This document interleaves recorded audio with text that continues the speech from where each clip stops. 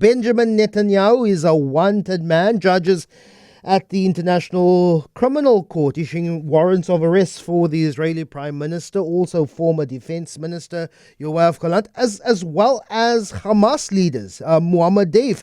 But he is believed to have been killed in an Israeli airstrike. The South African government has welcomed the announcement. Washington says it's an outrage. And other world leaders like Canada's Justin Trudeau say they will act on a warrant.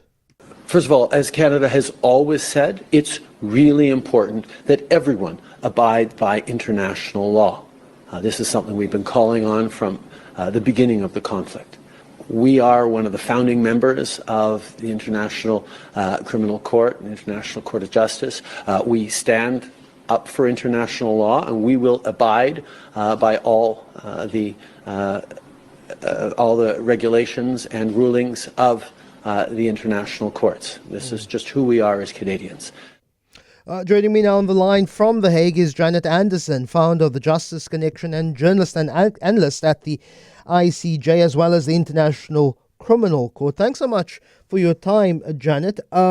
Judges at the ICC saying there are reasonable grounds that those have been indicted bear criminal responsibility for alleged war crimes and crimes against humanity. Take us into that indictment. What does reasonable grounds mean?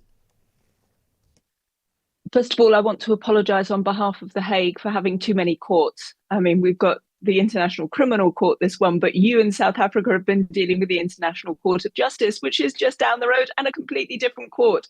And the buildings look different, the judges are different, the procedures are different. So I'm really sorry about that. And you have to run, and you have to run between the two, depending on which court is. I mean, in a couple of weeks' time, we've got big meetings in both places. It's going to be hell.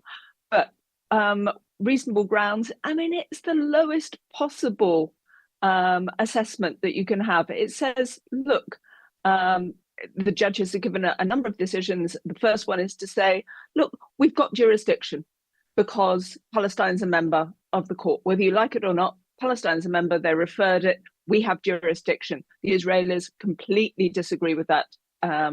Many other countries completely disagree with that, but there we go. Secondly, is reasonable grounds. There's a bunch of evidence. I mean, surprise me. There's a bunch of evidence that on this particular charge, which is about starvation, and medical supplies not being allowed into Gaza, there's evidence, there's reasonable grounds. It doesn't mean to say, I mean, it doesn't go all the way up to saying that they're guilty. They've got a ton of opportunities to make the argument to say, no, the reason we did this is this, the circumstances are not what you think, etc., etc. But the judges say, look, you've ticked a box. Not just Benjamin Netanyahu, not just Gallant, Hamas's Muhammad Deif, but also two other Hamas leaders, Ismail Haniyeh and Yahya Sinwar. All three of those Hamas leaders are believed to have been killed in Israeli airstrikes. Why would the ICC indict Hamas leaders believed to be dead? They've indicted only one of them, that's Deif. The other two, they have not indicted because there is proof that those guys have died. Deif, they say, we don't know yet, but you and I know. I mean, the world knows that he's dead. It's just that the Israelis announced it out of their operations in Lebanon, I believe, that they killed him there. So let's wait and see, but the evidence will come through. This is fairly standard practice for the courts. They wait until they've got some kind of DNA evidence. Around 40 countries, from what I understand, have not signed the Rome Statute. As you heard, Justin Trudeau said that if Benjamin Netanyahu or Yoav Gallant would be on Canadian soil in their jurisdiction, they would then make an arrest and hand over to the ICC. In terms of obligations of nation state signatories, what are the obligations to make an arrest? But what if you're not a member? What if you've not signed the Rome Statute like the United States has not?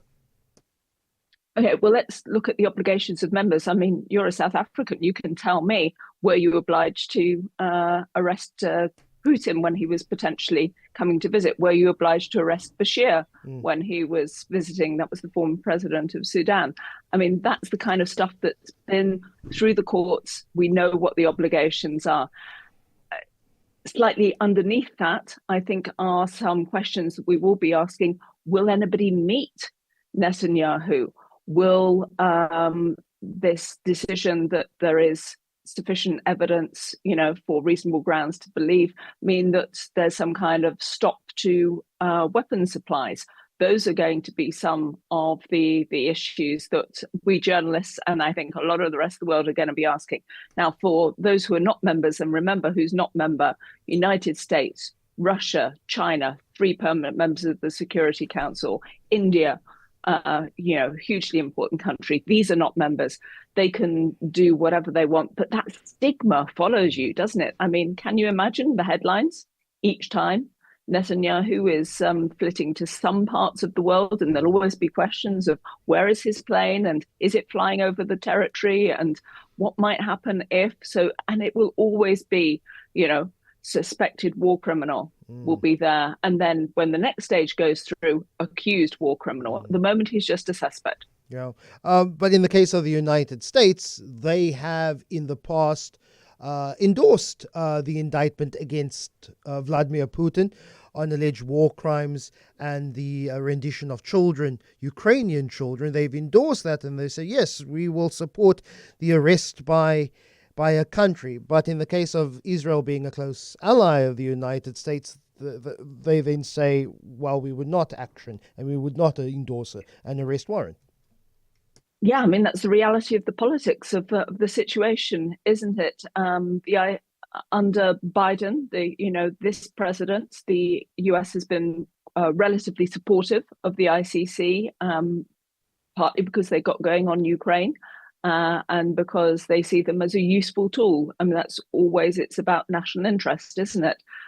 So they've been supplying evidence. They've helped out behind the scenes, and that's happened regularly under different administrations, even under the Bush administration, because of Darfur. But look who's coming in January: Trump. I mean, the ICC is going to get slammed by the majority of American politicians and by this new presidency. There will be sanctions on the courts, probably on judges, probably on the prosecutor, etc. It is going to be very difficult for the ICC to operate.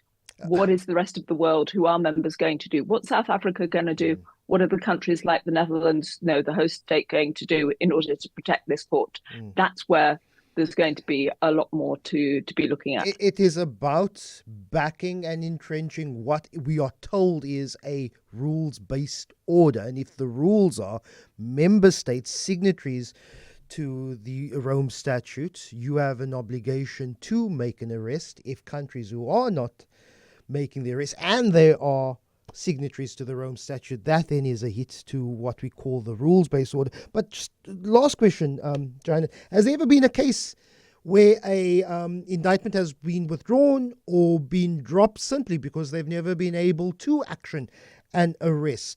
Benjamin Netanyahu, now as a person with a warrant, he may not be in power in Israel come elections. That government held together by a coalition. Does that mean he either stays in Israel for the rest of his life, or if he travels to the United States, he can't travel under any other country who is a member state's airspace? If he flies, he has to go through the Mediterranean, thread a needle between the Straits of Gibraltar, and then fly to the United States. Has the case ever been dropped because no one has ever been able to action an arrest? No, they don't drop it. That's it. I mean, it stays for a long time now, forever, let's say. And because politics change, it means that maybe some opponent of Netanyahu would do a deal at some point. We saw that with Charles Taylor, the former president of Liberia. Deal was done. He was arrested and held by the Sierra Leone Special Court. There's the alternative route, which is the Uhuru Kenyatta route, the former president of Kenya, which is turn up and fight it and use your whole government machinery to force well, this is the allegation, to force victims and witnesses to recant, and there's no case against you. Janet Anderson, really appreciate your time and your insight. As always, founder of the Justice Connection, based in The Hague, the home of both the ICC as well as the ICJ. Different entities, but all very important. Really appreciate your time.